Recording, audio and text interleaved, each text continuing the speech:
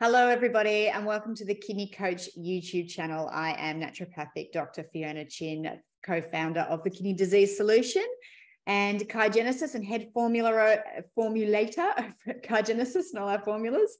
And I'm joined again today by the beautiful Nicole Williams from the Kidney Nutritional Institute. Nicole joins us as a life coach, but she's so much more than that. She's worked in the public medical hospital field for such a long time, working with people to really help them navigate what chronic disease looks like and how to integrate it into their lives. She's worked through that public healthcare system.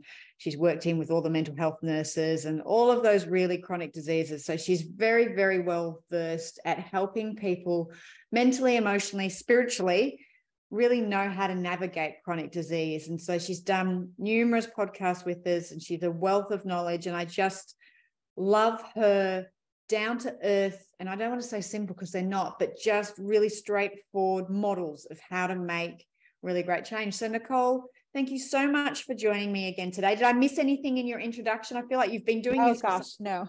But maybe I really want people to understand that you really are an expert in this field, and just you have such a lovely way of presenting information in models that I feel like people can take away and really integrate really nicely into their lives, which I think is, you're such a blessing for us to have on here. So thank you for joining me again. Thank you so much. I'm happy to be here. I love educating. And so I'm excited to be here.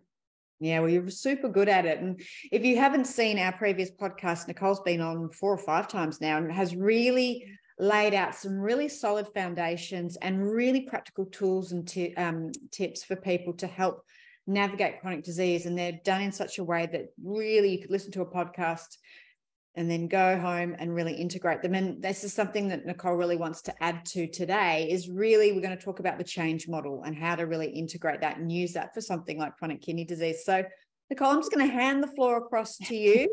And as normal, if there's anything that comes up or I feel like I don't understand, I'll let you know. But take it away. Talk to me about what these tools of change are and why they're important in chronic kidney disease and how people would integrate them into their lives. Yes. So it's interesting because any transition that anyone goes through, it requires change. And every process of change happens, I should say, in stages. Right. We all would love kind of in certain transitions to like maybe jump in a microwave and just like that, or change and transformed. But really change always happens in stages. And so I really started thinking about, there is a behavioral model that coaches and other providers are more familiar with in their practice. But what I thought was interesting is sharing this model with clients or with members and the listeners, and helping them understand how to use this model for themselves. Because it's really powerful when you begin to apply it to really anyone going through a chronic condition. In this case, we're talking about kidney disease. And so how can they use a very simple model to understand where they are and then kind of take the next step to where they want to go? Yeah, I love it. Okay. So walk me through that. So someone's diagnosed with chronic kidney disease, and obviously they go through the grief and everything that we've talked about before, and you've really honed in on some great tools for people to deal with the emotions. What it sounds to me like we're talking about here is the real integration of now changing your life, or how do you move into this new season of your life? And, you've gone through the initial emotions that come up, and now there's this need to transition or change into this new way of being, really, this new lifestyle, all of those sort of things. So walk me, that's what we're talking about, right? So that's right. Yeah.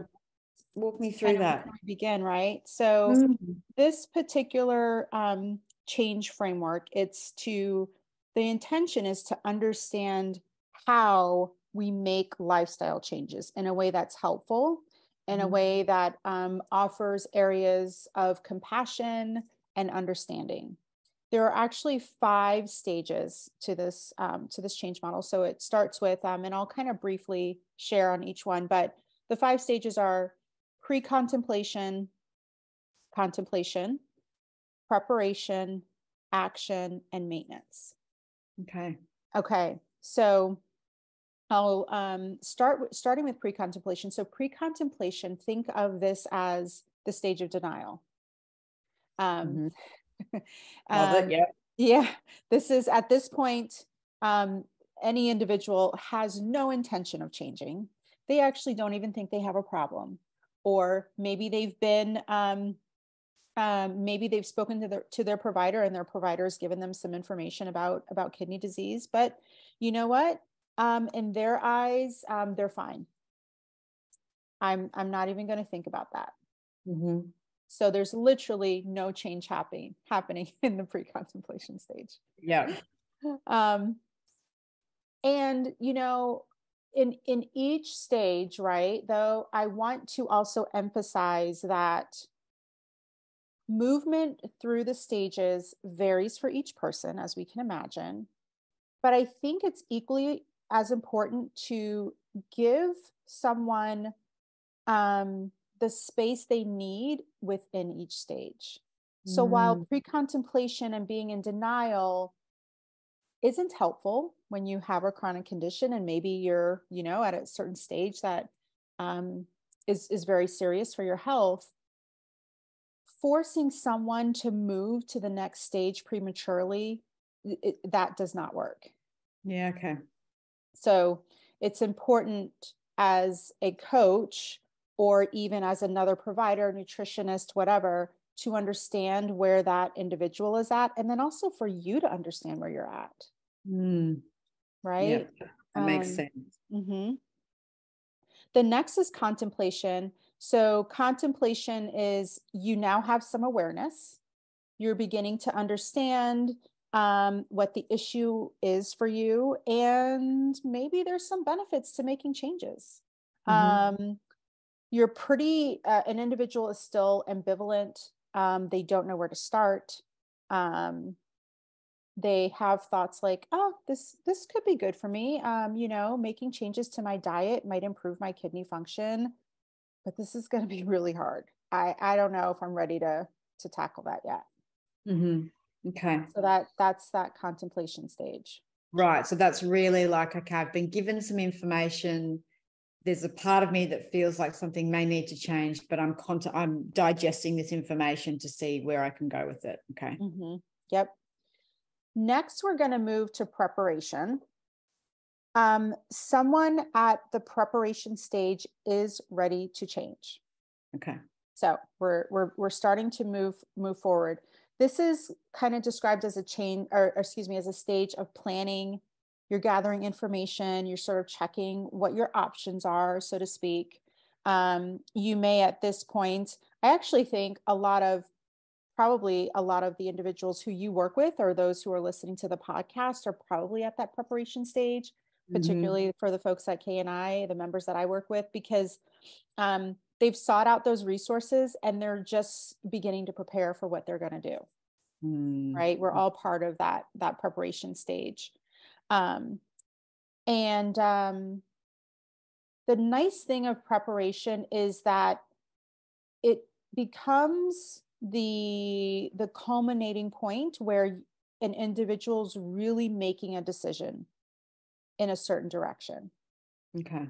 So as they're seeking out providers, seeking out resources, looking at options, they're really starting to churn. They've already accepted their diagnosis, for example. They're very aware of what's happening. And that's when they're really starting to cognitively think through what's going on with them and how to help themselves. Okay. So, okay. Yep. Keep going. Next is action. Right. Which is exactly what it says, right? So I like to think of this as the implementation stage. This individual's taking real steps to action. They have meetings with their dietitian or a coach or their provider. They are following a plan that's set out for them. This is also characterized with some trial and error as you're figuring out what plan works for you. But action is happening in a direction that is positive for their health. Okay. And the last stage is maintenance. And maintenance is all about consistency, accountability. If you set up a new system for yourself, maintaining that system. Right. There's Okay. also a level of confidence that comes with maintenance, right? You now understand how you can fully support yourself, and you're now kind of on this like well-oiled train and kind of moving along. Maybe not smoothly at every juncture, but you have enough knowledge that you know what you're doing. Okay. If that makes sense. The Yeah. other interesting thing I think about to be aware of this model is that anyone can kind of move forward in a stage, but also move back in a stage. You literally, I wrote that down. I was like, can Okay. you backwards? That's something that you see happens, and what is that trigger, or what happens for someone to do that? So yeah, I had that as a question to ask you. Yes, yes. What I have seen are actually two ways that happens. So first is maybe they've gotten to the preparation stage and they're taking small steps. And as you begin to challenge them to make bigger changes, then they may begin to retract. Oh, I'm not ready to, um, you know, step into a vegan keto diet, right? Right. Just as an example, I know that's a recommendation for many of our clients at K&I, but as you begin to challenge the client in that preparation stage, there may be those periods of apprehension, and they may kind of go back. Mm-hmm. Mm-hmm. Another area is when we begin a large transition related to lifestyle change. I work on mindset, right? And the dietitians work on nutrition. Perhaps in nutrition, they're moving through the stages with ease. But in mindset, we're still at, contemplation. Mm. So there's this sense of there in some areas it's can be easier for someone to kind of move forward very quickly, but in other aspects of their transformation and transition, there still may be these areas that they don't move through as easily when you think of these stages of change. Okay. And do you ever see people I guess it's your job, but people get stuck and can't move from one stage to the other? Is it a natural flow people go through, or do some people just never move from one stage to the other? Yes, I do see that some people don't move. My approach as a coach is very gentle and empathetic. And I'm very aware of someone who maybe I've worked with them once or twice, and I'm noticing, for example, their thoughts are still ruminating, maybe on the past, maybe what's really upsetting them or challenging for them. If I make a suggestion and that suggestion feels too difficult, or if honestly, from a mindset perspective, they just feel stuck. Mm-hmm. Those are some indications for me that I'm thinking about slowing down in terms of helping them progress forward. I want to be a champion and an accountability partner. However, I'm very aware of what can happen when you push someone too much too fast. Which is what do you see happens if someone is pushed too hard too fast? Then it's shut down. This is too much. I'm not doing anything. Okay. Right. So yeah. Which is, that's that fight or flight freeze or faint or freeze kind of thing that happens then, right? They sort of just get so overwhelmed that they go into freeze mode. So it's just better to deer in the headlight and do nothing, right? Right. Exactly. Okay.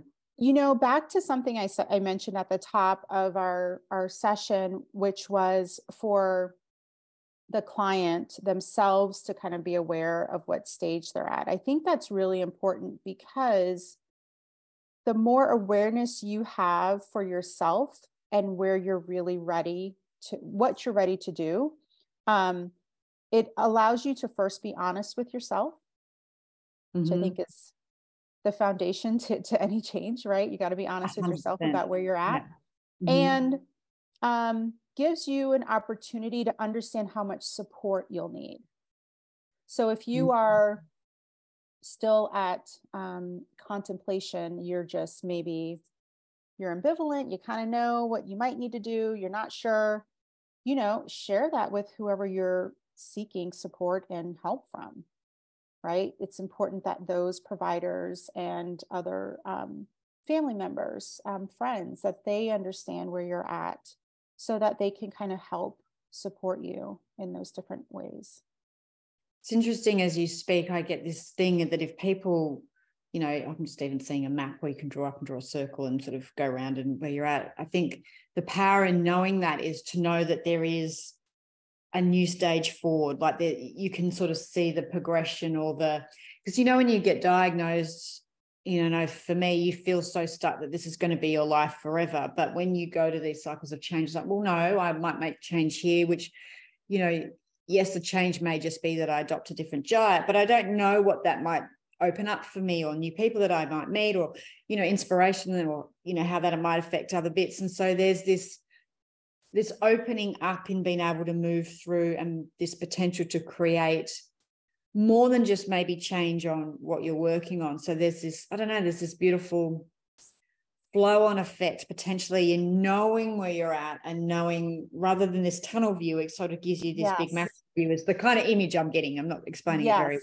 But. No, I totally understand what you're saying, because that's exactly right. One, whenever you're diagnosed with a chronic condition, there's so much to unpack. And yes, it can look like this long tunnel.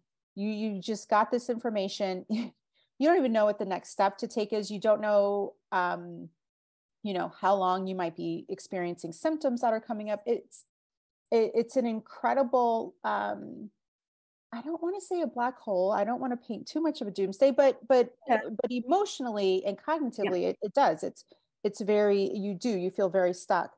And so you're right, Fiona, this provides a little bit of a path for that person to say, I got this information. I'm contemplating what to do. I don't quite know, but what I do know is when I'm ready to set a plan in place, now I'm on the preparation, I'm now preparing myself for the next step. So it's a maybe guideposts is a way of thinking about it. It's like these specific stages, steps, however you want to think about that can provide a little reassurance that you're moving forward.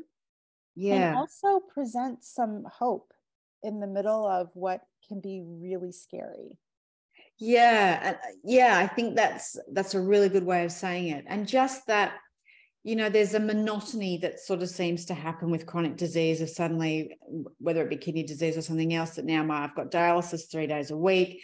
And so there's this, people start to take over your life and the control around it disappears. And again, going back to your model, it feels like if I know where I'm at, and it may be with dialysis, I'm here, but diet, I'm over here. And then it just gives you this, almost this flowering effect to go, well, I'm here with this, I'm there with that. I've got more stages I can move forward there, which means my life will look different when I'm ready to move forward with that. I'm stuck here. Like, I feel like that big picture just helps you to hone in on where you need support and help, where potentially you're stuck, maybe like dialysis, that's really hard for me to move forward on, but diet's easy. So it gives you this really great picture of, I don't know, where your values lie. Like, there's this great opportunity to really explore yourself by doing it. And again, it just takes you out of that tunnel, like you say, that long tunnel of conveyor belt where it all feels this monotonous sameness. It gives you this ability to go, well, I can make changes. I don't know. Again, I don't think I'm explaining it well, but it feels to me like it's very opening if you can really get clear on this stuff. Absolutely. Absolutely. I think the other beauty of this model is that it's well known in the coaching space or therapist space. And so as you tap into some of those additional support resources for yourself, I, as a coach, can very easily guide you, do an assessment to determine where you are. And then we can kind of work together, right, to lay out a plan or to help provide some assurance for you in moving forward. There's and there are different, there's different strategies or steps, smaller steps you can take depending on where you're at. So that's the other aspect of this that is more beneficial for the client.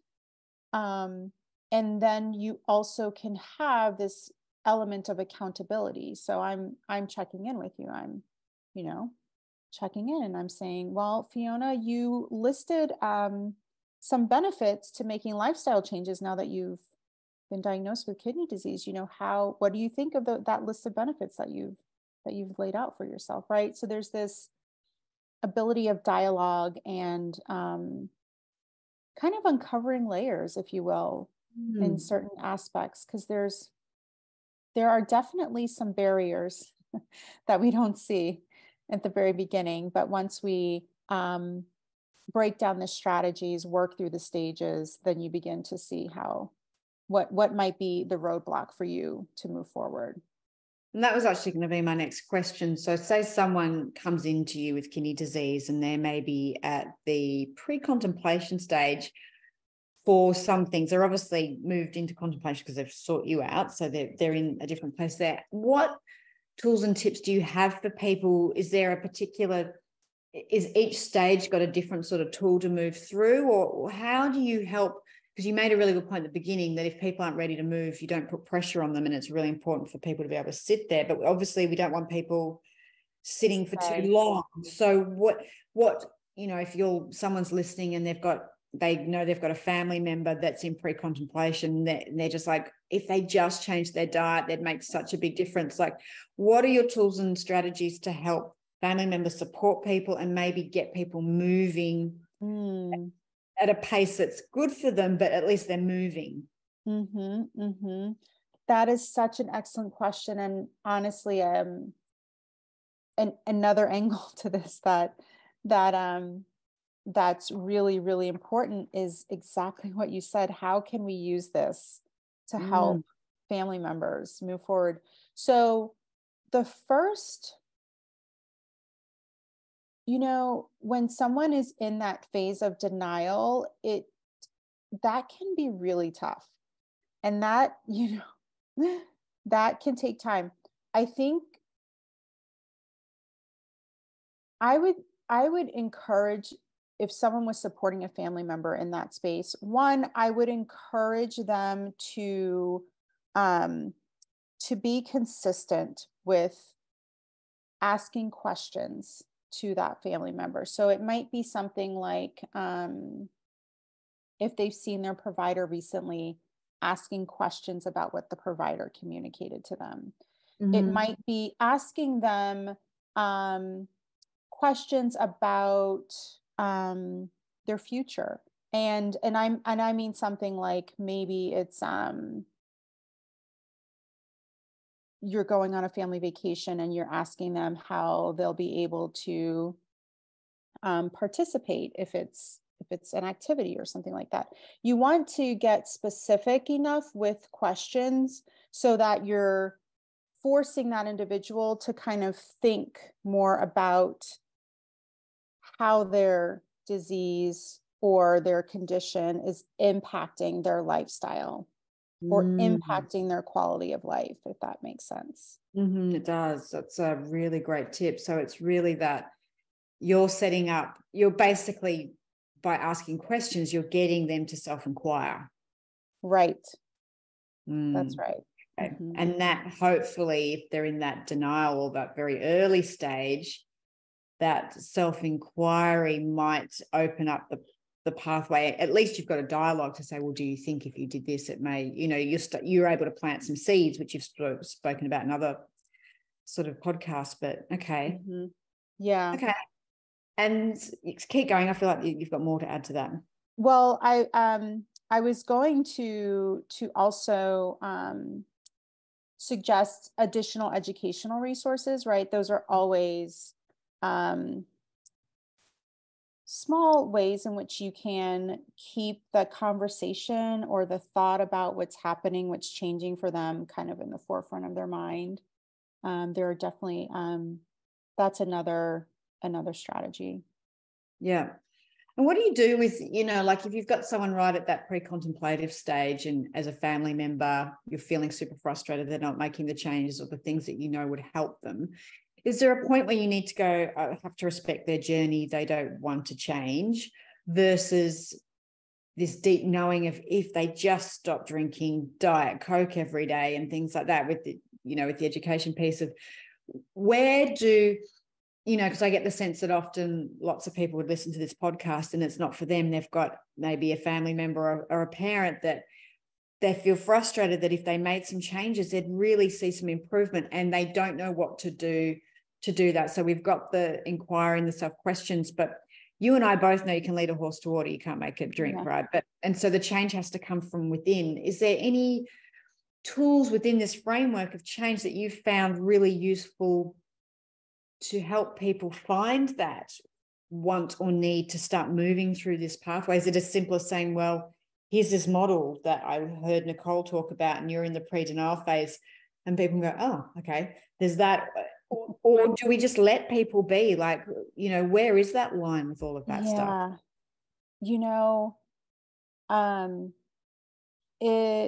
It has to come from that individual. So as a family member or friend, you first have to understand what their goals and intentions are. And just as you alluded to, maybe if they're in pre-contemplation, it's, you know what, nothing's wrong with me, so I don't feel the need to make any changes. And as hard as that is for a loved one to accept, there isn't that person's journey is their individual journey. Yeah. It can be really hard as a family member to accept that, can't it? Are there, and then as a family member, do we look and go, we're in this cycle too? Like, what can we do to support ourselves? So, I mean, this might be a great question for people out there feeling frustrated with a family member that's got a disease like kidney disease. I mean, I've had patients, I'll never forget being called in to help a woman with kidney disease, but she'd had diabetes. She'd had a leg amputated.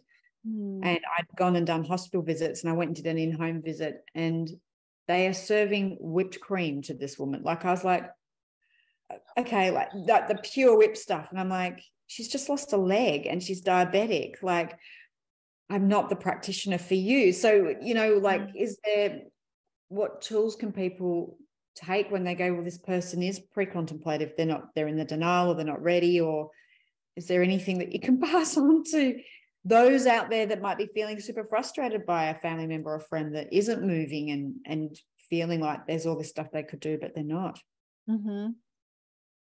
I would encourage that person to continue to sow seeds, right? So continue to, again, ask them about their diagnosis, maybe offer to refer them to another provider who might be able to help them.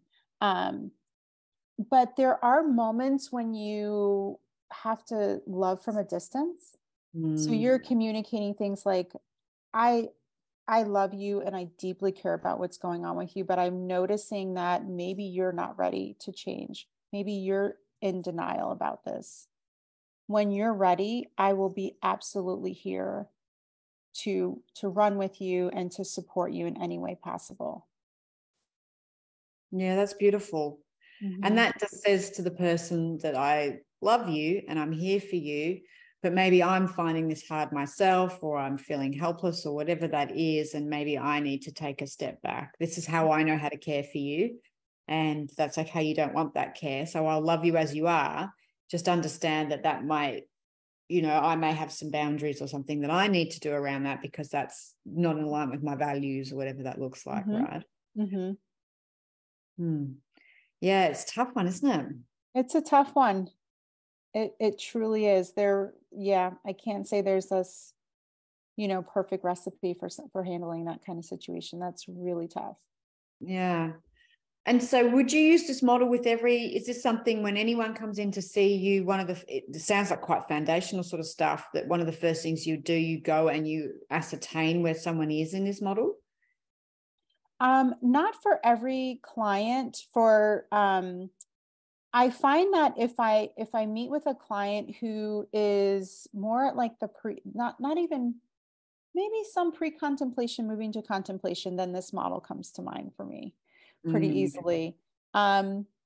Fortunately, when a majority of the clients that I see are really at the planning close to action kind of stage, Okay. because they've made the investment, right? They're committed to changing their diet and really diving deep into their numbers, their labs, and that sort of thing. So there's this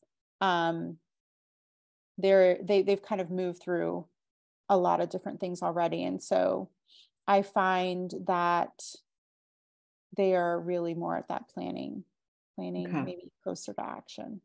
My other curious question was, when you've got someone in that last phase, so they're in I think it's the maintenance sort of phase. I know from me as a personality moving through a chronic disease, in that last phase, without new goals or things to look for, if I'm not seeing change, I get bored in that phase. And so, not that I would move back, but there's that wanting to push on that that bubble that I might be stuck in, to how to move forward. What do you do with people that might be feeling like that, like stuck, or they've been in this maintenance phase for so long and nothing's happening, so they're frustrated and they feel a need, they see it, they love models and feel like they need to be achieving or moving. How would you work with a personality like that? Because that's very my personality is like, I'm doing everything, I'm up. How do I get to the end phase as fast as possible? But then what? Because I'm not, maybe I'm not getting some changes, or my numbers aren't moving as fast as I like, and I'm frustrated. Like, do they go, what happens at the end of the model basically? Is it a cyclical one, or what happens? Yeah, there's the first thing that I would focus on is understanding why that individual might feel the need to continue to move forward, or continue to progress. I think it can be easy to forget about the progress that we've made, particularly when we're in a maintenance phase for a long time, like you said. And so I would start there for the beginning. But once you get to maintenance, there's a little bit of maintenance that probably feels like autopilot. And so because you've practiced the best way to prepare your meals, what meals you need to eat, how much physical activity you need, you're reducing your stress. And so things, again, are moving pretty smoothly for you.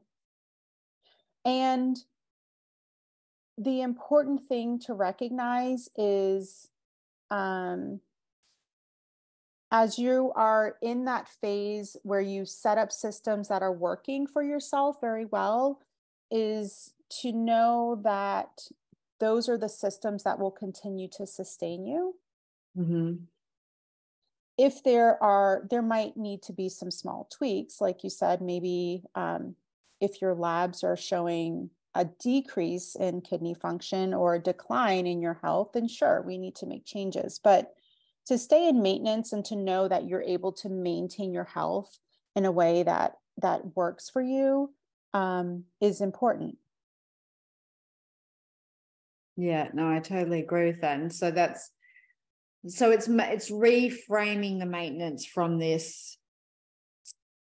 Yeah. So it's like, well, let's have a look at the progress you have made, and maybe maintenance isn't so much maintenance as it's still actually stepping forward, but it's doing the things that you're taking all the stuff that's worked with you, and it's that building sort of on top of kind of phase versus maybe just feeling like you're spinning your wheels going around in circles.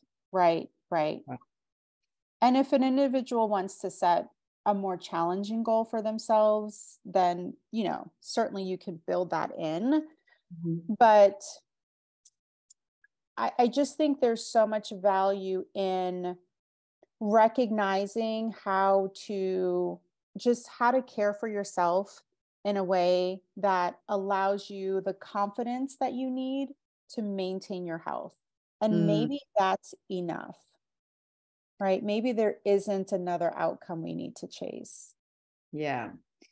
Yeah, that's a beautiful point that you bring up there, that it's really easy just to always be in the future and not be in the present moment, right? Which is the only moment that ever exists, especially if you're very high achieving, goal orientated, Yeah. So sometimes, it's just bringing people back to the present moment, really, isn't it? Well, that's a great model. And I really can, like I said before, for me, that model and understanding it, and even maybe knowing where you're at in it as an individual, just takes away the feeling like life is going to be same, and it's going to feel like that over and over again, and maybe each end of the model, the pre-contemplative and the maintenance have a little bit of an element about that, but you've got quite a big step forward in pre-contemplation, and maintenance is the continuation of that and what that looks like. The end point, that what we have in our head may not actually be the end point. Like you say, there can be new goals and all of those sort of things, and celebrating how far you've come. So is there anything you wanted to add to that model, or any other words of wisdom or tips that you want to drop in behind that to really help people understand or tie the bow around why this model is so important? I would encourage someone who might be new to the model, to this particular model, hearing it for the first time, or wanting to understand where they're at, to take some time to be, self-reflective, certainly. There are, questions you can think about when it comes to wanting to maybe move forward, or maybe decide where you're at. Are you willing to make lifestyle changes? Are you ready to set an appointment with a provider? So there's certain things that I would encourage someone, again, just to be really self-reflective, and remember that you can empower yourself to take small steps. And as we both agreed, that this model provides that sense of assurance and confidence that you are bettering your health little by little, as you move through the stages. So it provides a nice path or framework for someone who may be newly diagnosed and just not really know what to do or how to start to support themselves.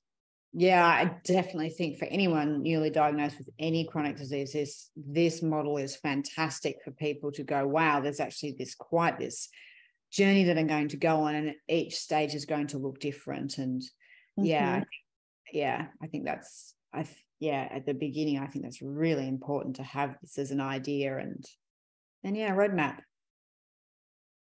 Yeah. Perfect. Anything else you want to add, Nicole, before we wrap it up? No. I always enjoy, speaking with you, and really appreciate the way that you are able to ask these very pointed questions throughout the process. And that also makes me, provides me an opportunity, how would I answer that question? So I enjoy those things as well. Well, I do too. I think you presented in such a way that my brain would be like, oh yeah, what about this and that? So no, it's great. And like I say, I think you're really good at presenting a model and giving it to people in such an easy way that they can pick it up and take it away. And I certainly, every time we talk, I walk away thinking, okay, well, I get so much out of it, because I'm like, these are these tools that I can implement, and I can see where I'm at and all those sort of things. So I always appreciate your skill and your ability to pass on information to people in such a way that I feel is very, very practical and usable, which I think, that's all we can ask for in being able to do a podcast, is to have people be able to go, I can take this information and use it. That's for me the aim of this. And so I think you're a master at that. So thank you for being able to do that. So anyone out there that wants to work with Nicole or know more about her, head to the kidneynutritionalinstitute.org website. I'll put the website below. If you go into staff profiles, you'll see the beautiful Nicole right down there at the bottom with her.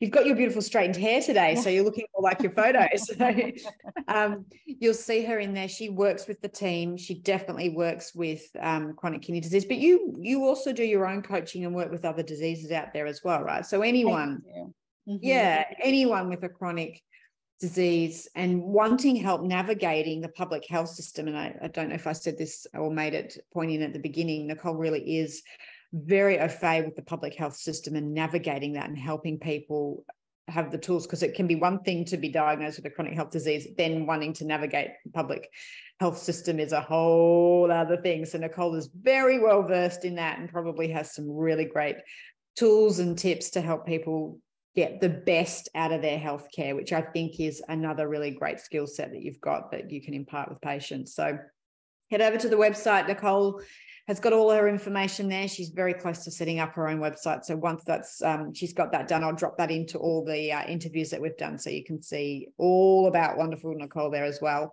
Remember, if you want to know more about what we do, head to kidneycoach.com. You'll find us on Facebook, TikTok, Instagram, and Twitter, and all those places as well. So we're always just those platforms /Kidney Coach. Remember to hit subscribe.